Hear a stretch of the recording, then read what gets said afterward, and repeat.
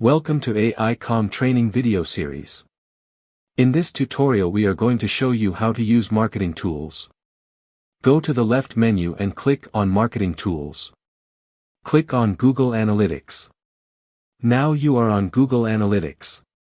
You can add your measurement ID here to get all Google Analytics data.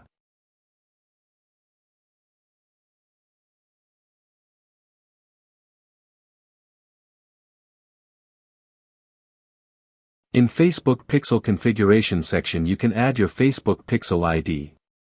You can get all information by click on Facebook Pixel ID.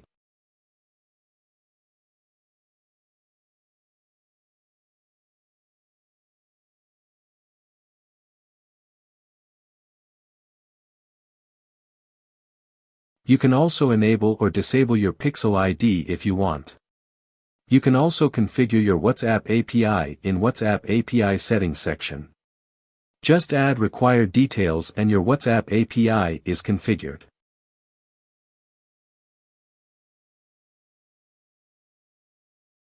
Thanks for watching the video.